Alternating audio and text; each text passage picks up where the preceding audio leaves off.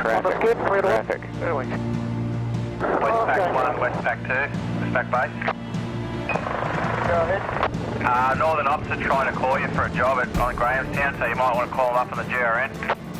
Yeah, they're in the middle of a hoist at the moment, so I'll hear this, I'll see what they want to do.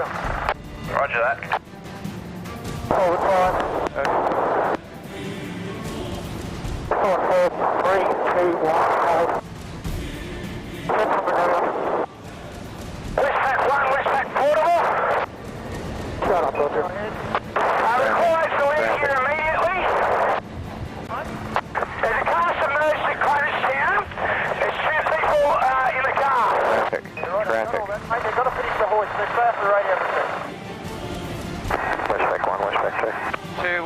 From 1, could you give ambulance a call? Apparently they've got a urgent job up at Grahamstown. People in a submerged car. We can continue with this. There's no real danger here if you guys want to go off and do that other job. They got 7 people and we're not going to pick it with a stretcher at the moment. Okay. And bringing them inboard. Okay, well, do they do this job and we'll go up there? Traffic. Is everybody on board to hook in? Hello, Aussie. Hey, Aussie, come on. They do just for a primary, got a car at the creek up at Seam. 2 elderly people on board. Okay. Inboard.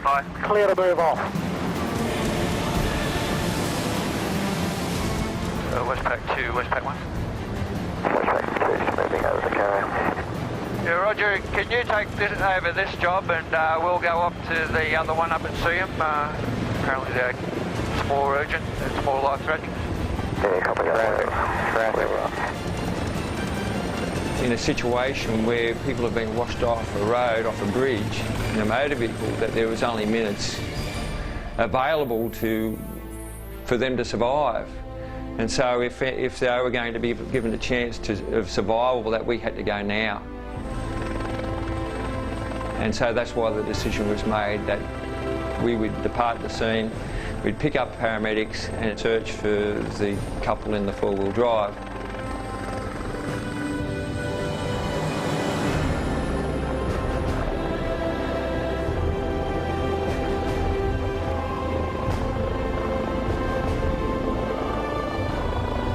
We were left there to recover 18 of the 22 guys on the boat, and we certainly knew we were in for a longer morning. It left me with 18 crew members still to get off the ship, and I was all by my lonesome, so I had some work cut out for me. The weather was forecast to get worse as it did. There was thunderstorms rolling through with lightning and strong winds and huge amounts of rain. There's big swells. We could see ships out to sea still struggling, and at one stage there we thought we could be at this all day if someone else runs aground, which was highly likely, and there were reports coming on of another 2 ships in danger. I guess the adrenaline was keeping me going, but I was also feeling the effects of seasickness because the ship was still moving around quite a bit, and I don't really like going out in the ocean because of prone to seasickness. So yeah, I was starting to feel a little bit unwell. What was really knocking me around was the static electricity that I was discharging through my body out of the aircraft every time I touched the deck of the ship. Part of our procedure is to let the cable ground itself first, to take that static charge out of the cable, but that wasn't really going to be the case on those. That sort of, we could get the hoist hooked to them as close as we can, and they basically had to dive for it. So yeah, they were getting a fair sort of a boot. I actually saw a blue flame, which really gave him a big kick. I had a bit of a grin, but that really knocked him over. No, I don't think he was smiling either. Every time the hook got brought down to me, or I got winched down to pick up another crewman, and the static electricity that was built up in the aircraft, when I touched the deck of the ship, it would discharge through my body, and all varying degrees of how painful it was.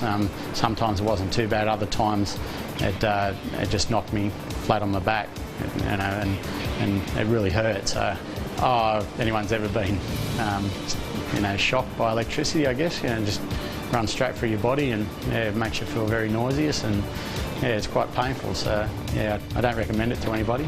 And I think it was getting worse as the weather really closed in, because with all the electrical activity in the sky, that only created more static that the aircraft had to discharge, I guess. And yeah, so I was the discharge rod, I guess, if you call it.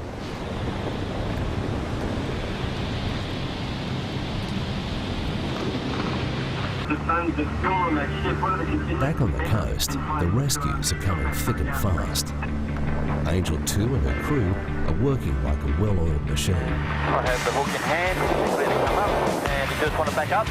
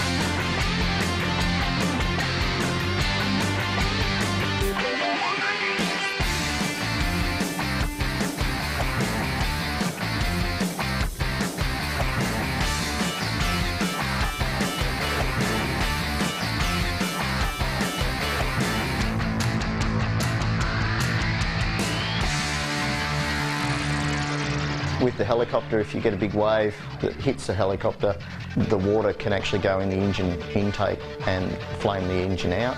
So you've got to be very mindful that you don't get too low and get hit by a large quantity of water, which could be catastrophic for your aircraft and the crew. At one stage, the salt spray hit the aircraft, and it was still about 40 to 50 feet above the deck of the ship. To hold the hover as he did was unbelievable. It was a very difficult day and job in the conditions. We were just mindful of the fact that, you know, we didn't want to lose anyone overboard. The saving grace for us was that we had the lifeguards from Nobby's Beach. They were down there in jet skis. They were dealing with 11-metre swells. They were there in case someone fell off the boat or an aircraft inadvertently ended up in the drink or in trouble. So, and they would have had the worst job of all, being bashed by waves on those jet skis.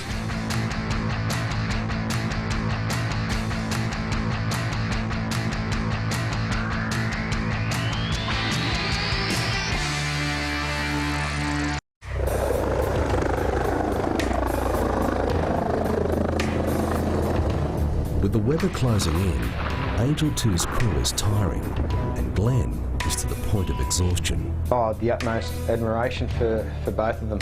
He was buggered. He was absolutely buggered after all that, because it was quite a hard job to do, and the speed in the conditions, the speed that he was hooking those survivors up and bringing them up into the aircraft was. I've just got a newfound respect for what the rescue crewmen do, and in the conditions that they could possibly have to do them. I was reasonably fatigued at the end of the mission, but had a lot of concerns for thunderstorms rolling through. The captain requested that he actually stayed on the ship. I did say to him, "You've requested us to get you all off, and that's what we're doing. We're going to get each one of you off. So, no, you won't be staying on the ship, sorry." So he acknowledged that, and then sent a report into his ship's owners to say that abandoning the ship. Feeling the effects of seasickness, a little bit unwell. As soon as I got back to land and the aircraft touched down, I got out of the aircraft and my legs just sort of gave way, and I wanted to be sick, but I just couldn't.